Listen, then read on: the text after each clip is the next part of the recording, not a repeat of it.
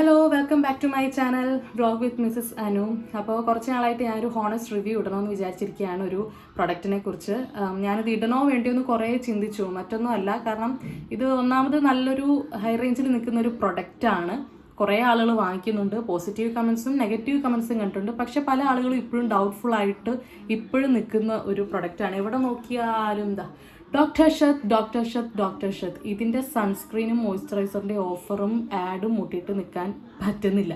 എല്ലായിടത്തും ഇതിൻ്റെ യൂട്യൂബ് തുറന്നു കഴിഞ്ഞാൽ എനിക്ക് ഇതിൻ്റെ ആഡ്സാണ് കൂടുതലും വരുന്നത്. ചിലപ്പോൾ ഞാൻ സെർച്ച് ചെയ്ത് നിൽക്കുന്നതിൻ്റെയൊക്കെ ഒരു ഇത് വെച്ചിട്ടായിരിക്കും. അപ്പോൾ ഞാനിത് യൂസ് ചെയ്തു. ഞാനിത് നമ്മുടെ സിംപ്ലി ഉണ്ണി എന്ന് പറയുന്ന ചേച്ചിയുടെ ആ ചാനൽ നോക്കിയിട്ട് വാങ്ങിച്ചാണ്. ഞാൻ അവരുടെ ഒരു ബിഗ് ഫാനാണ്. ഒരിക്കലും അവരുടെ ഒരു ടോപ്പിക്കിനെ കുറിച്ച് കുറ്റം പറഞ്ഞതല്ല. ചിലപ്പോൾ മറ്റുള്ളവരുടെ സ്കിൻ ടൈപ്സിനൊക്കെ ആയിരിക്കും, പക്ഷേ എൻ്റെ ഒരു ഹോണസ്റ്റ് റിവ്യൂ എനിക്ക് പറ്റിയൊരു കാര്യമാണ് ഇപ്പോൾ പറയുന്നത്. വേറെ ഒന്നുമല്ല, ഓയിൽ ഫ്രീ മോയ്സ്ചറൈസർ ആണ് ഇതെന്ന് പറയുന്നത്. ഇത് എൻ്റെ സ്കിൻ ടൈപ്പ് എന്ന് പറയുന്നത് ഓയിലി ആണ്. അത്യാവശ്യം നല്ല രീതിയിൽ സെൻസിറ്റീവും ആണ്. അത് മറ്റൊരു വീഡിയോയിൽ ഞാൻ പറഞ്ഞിട്ടുണ്ട്.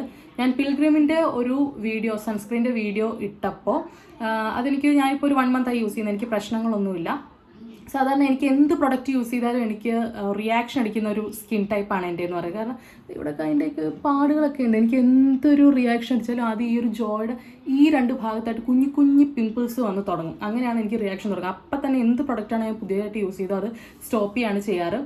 ഇത് പക്ഷേ എനിക്ക് യൂസ് ചെയ്തിട്ട് ഒരു പ്രോബ്ലവും അന്ന് എനിക്ക് തോന്നിയില്ല. ആക്ച്വലി സത്യം പറഞ്ഞാൽ ഇത് യൂസ് ചെയ്തിട്ട് എനിക്കൊരു കുരു വരികയാവട്ടെ, നമ്മൾ ശരിക്കും പറഞ്ഞാൽ യൂട്യൂബേഴ്സ് ഒരു ഓർഡർ ആയിട്ട് ഞാൻ ഉൾപ്പെടെ എല്ലാവരും ഒരു ക്രീമിനെ കുറിച്ച് പഠിച്ചു വെക്കുന്ന ഒരു കാര്യമുണ്ട്. Non greasy, non sticky, SPF മെയിനായിട്ട് നോക്കേണ്ട ഒരു കാര്യം തന്നെയാണ്. അതുപോലെ തന്നെ വൈറ്റ് കാസ്റ്റ് തോന്നുന്നില്ല. ഇതൊക്കെയാണ് മെയിനായിട്ട് നമ്മളൊരു മോയ്സ്ചറൈസറിനോ സൺസ്ക്രീനോ എല്ലാത്തിനും മെയിനായിട്ട് നോക്കുന്ന ഒരു സംഭവം. അപ്പം ഞാനും ഇത് തന്നെയാണ് ആ ചേച്ചിയുടെ ഒരു ചാനൽ നോക്കിയിട്ട് കണ്ടിട്ട് എനിക്കും സാറ്റിസ്ഫൈഡ് ആയിട്ട് തോന്നി.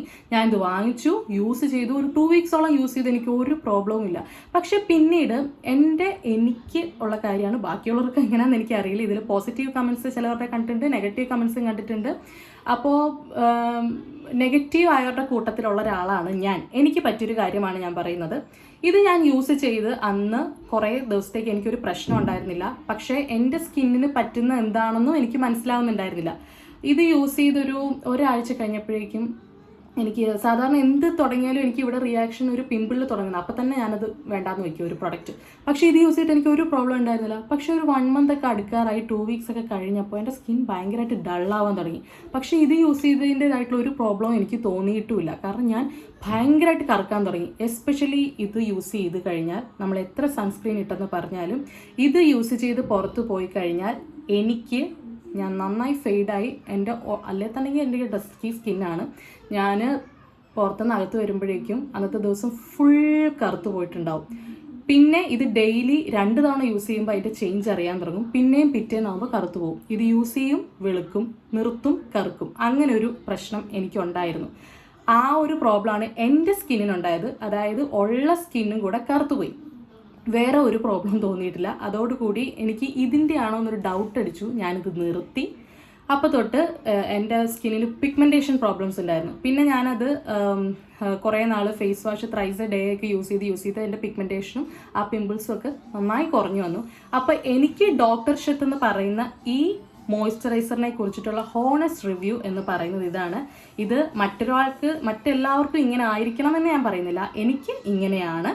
അപ്പോൾ നമ്മൾ എന്ത് പ്രൊഡക്റ്റ് ആണെങ്കിലും ഒരു ഭാഗ്യ പരീക്ഷണത്തിന് തയ്യാറാവരുതെന്നേ ഞാൻ പറയാറുള്ളൂ. അപ്പോൾ ഇതാണ്. കാണുമ്പോൾ ഒന്നുമില്ല, നല്ല സുഖമാണ് കേട്ടോ. പുരട്ടുമ്പോഴായാലും നോൺ സ്റ്റിക്കി, നോൺ ഗ്രീസി, പിന്നെ എന്താ പറയുക, അങ്ങനെ ഓർഡറായിട്ട് നമ്മൾ പഠിച്ചു വയ്ക്കുന്ന കുറേ സാധനങ്ങളുണ്ടല്ലോ. എല്ലാ ക്വാളിറ്റീസും ഇതിനുണ്ട്. പക്ഷേ കറുത്തു പോകും എന്നുള്ളൊരു പ്രശ്നം മാത്രമേ ഉള്ളൂ. കണ്ടോ, ഇത് പെട്ടെന്ന് അബ്സോർബും ചെയ്യും. പിന്നെ ഈ പറയുന്ന ഹൈഡ്രേറ്റഡ് ഫീലൊന്നും എനിക്ക് തോന്നിയിട്ടില്ല കേട്ടോ. ഇത് തേക്കുമ്പോൾ ഹൈഡ്രേറ്റഡ് ആയി തോന്നും എന്നൊക്കെ ആരൊക്കെയോ പറയുന്നത് കേട്ടു. എനിക്ക് ഹൈഡ്രേറ്റഡ് ആയിട്ടൊന്നും തോന്നിയില്ല. പെട്ടെന്ന് അബ്സോർബ് ചെയ്യും. നമ്മളൊരു മോയ്സ്ചറൈസറോ ക്രീമോ യൂസ് ചെയ്തതായിട്ടുള്ള യാതൊരു ഫീലിങ്ങും നമുക്കിതിൽ തോന്നില്ല. ഇത് ഞാൻ മുഖത്ത് അപ്ലൈ ചെയ്ത് കാണിക്കുന്നില്ല, എനിക്കൊരു പണി കിട്ടിയതായിട്ട്. അപ്പോൾ എനിക്ക് പറയാൻ ഇതേ ഉള്ളൂ, യൂസ് ചെയ്ത് നോക്കുക. ഇതുവരെ യൂസ് ചെയ്തവർക്കൊക്കെ പോസിറ്റീവ് ആണെങ്കിൽ ഓക്കെ. പക്ഷേ ഞാൻ എൻ്റെ ഒരു ഹോണസ്റ്റ് റിവ്യൂ ആണ് പറഞ്ഞത്. അപ്പോൾ thanks for watching my video. Thank you.